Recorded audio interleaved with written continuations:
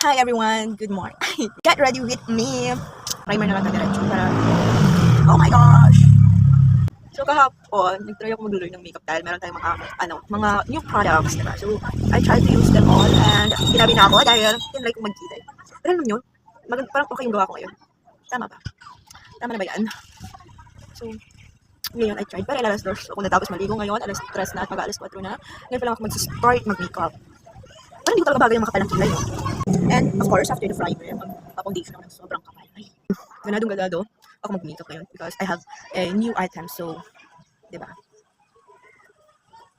Anyways, I have a story guys. Kwento ko sa inyo yung pinaka-most traumatic experience ko kagabi. Like, girl, oh my gosh. Grabe yung takot ko kagabi, girl. Like, na parang, yun yung first time ko kumahan ng gano'n. Alam mo yung kabang na, hindi siya pang kabang kabang na recitation, gano'n. Girl, yung kabang ko parang alam ko ang huling araw ko na gano'n. Kagabi kasi girl, hindi ko alam kung bakit di ako makatulog. Like, yun na yung pinaka-late na ng tulog ko, like 12 girl. Kasi kadalasan, pinaka-maximum na ng late ko na tulog na kasanayan ko is nasa around 11 p.m. Yun na yung pinaka-late ha. And kagabi, inabot ko ng 12 midnight. So nung una, okay naman. I peacefully strolling on my phone. Then suddenly, merong nagtakaba sa akin.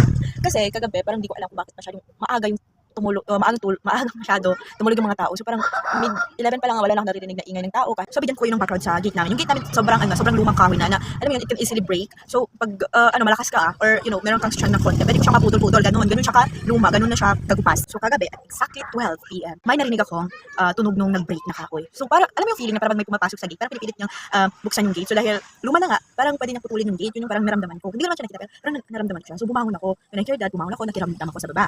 And then naramdaman kong parang pumunta siya sa pagitan ng dalawang bahay na to. Pumunta siya doon, parang hindi ko alam kung anong kinuha niya doon. Basta dumaan siya doon, tapos parang ilang minutes lang, narinig ko yung pinto namin nagbubukal. So sa sobrang takot ko, hindi ko alam bakit hindi ko maisip na tawagin yung ate ko. Parang alam mo yung nasa isip ko, pag tinawag ko sila, parang magkakaroon siya ng clue na may gising pa sa bahay, parang ganoon. So iba sa tawagin ko or gisingin ko yung kapatid ko, hindi na ako tumawag, kinabahan na lang ako sa sarili ko. So after niya mabuksan yung pinto, ilang minutes lang, girl, ramdam ko nang umaakyat siya. Like, kasi itong bahay namin parang lumala talaga siya. So parang ramdaman mo talaga na may umaakyat. So naramdaman ko parang may aakyat. So natakot na ako, gano'n, sobrang yung kaba ko. Alam mo yung dibdib ko, pag ganyan na siya, be.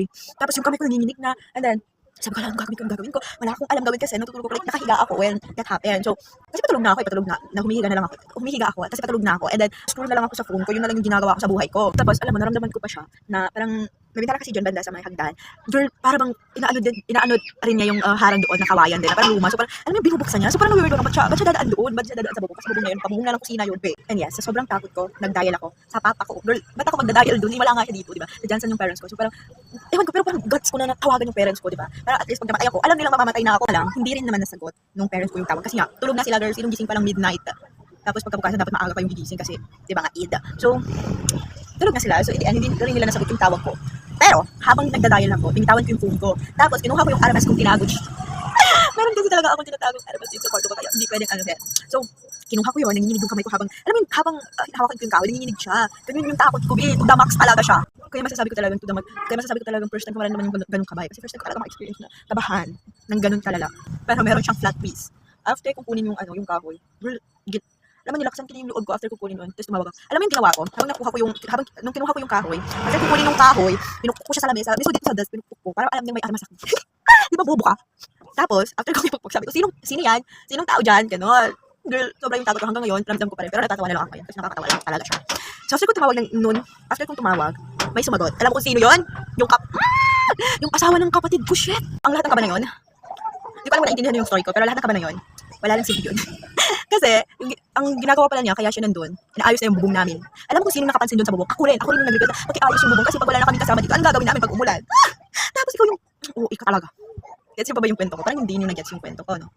In short, yung bayaw ko is napagkamalang kong magnanakaw or kawatan. Pero alam mo, valid yung takot ko because it's for our safety. Kailangan talaga alis daw kami. So, ano yung pwedeng mangyari. Diba? Valid pa rin naman yun. Gine-justify ko talaga yung sarili ko. Valid naman yung takot. Kasi di nila sinabi na gagawin pala nila yung bubong. Aayusin pala nila yung bubong ng hating gabi. Sinong tangang mag-aayos ng bubong ng hating gabi? Diba? Alam mo yung nung binuksan niya itong bintana sa may tabi ng hagdan, akala ko another kawatan na pumapasok. Gamit yung, alam mo yung, ganun ang naisip ko eh. Gamit yung bintana, doon siya papasok. Okay na lang. Well, never, kailangan pa rin. Instinct ko kasi yun eh. Instinct ka sa tao. Ay, and also, meron pala akong kwento.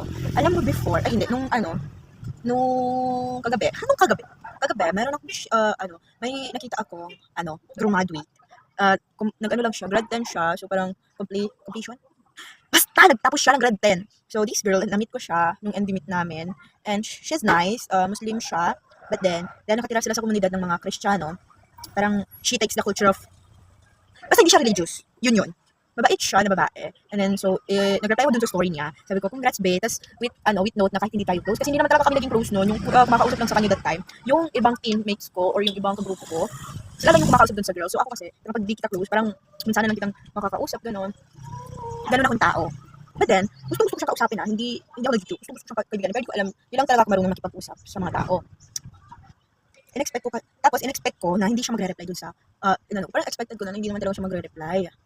Tapos, rumeply siya, be. Sinagot niya yung sinabi. Sabi niya, thank you, ganun. I still know you, kilala pa rin kita, pamilyar ka pa rin sa akin. Yes! So, ayun, parang, after that, parang, alam mo yung, hindi ko alam, pero ako kasi, pag may parang naging kaibigan ako, ganun, or parang may ngumiti lang sa akin sa daan-daan, pag ginitian ko, tapos ginitian ako, press na kami, ganun, automatic yun. Taga-ed course siya, kaya namin siya naging friend, kasi, parang, kaya namin siya nakausap, kasi same directors kami ng school, same din kami ng treasurer. Yes. Well, I hope to meet that girl, dahil super nice niya, super pretty din niya. At alam mo, nung kasi, ma-remember ko siya, when that happened, nung nasa game kami, hindi kasi, di ba nga sabi ko, hindi ako, like, nagto-talk kahit hindi ko siya kinakausap, ganun. And then, naghihingian sila ng FB account, ganun, FB, ganun, pahingi ng FB mo, ganun. Para, meron kami new friends. But then, nasa gadi lang ako, like, nakikitawas ka na, nakikingiti lang, hindi ako nagsasalita. Then sabi niya, ikaw pa, asan na yung account mo? Ay, siya nag-approach sa akin. Kaya tanda ko siya dahil, yun nga, for me, kabaitan yun. Anyways, finalize na natin na tayo. Maaabutan na naman ako ng Petsa de Peligro. And this is the final look. Yes, super, I don't know, simple or what. Parang full face makeup yung ginawa mo. But then, this is the final look. So, yun na yun. And, panibago to dahil hindi tayo naka-hair down. Hair out is a must. Dahil super freezing ang hair ko today. Kaya, mag-tiis kayo. Anyways, that's it. Bye-bye!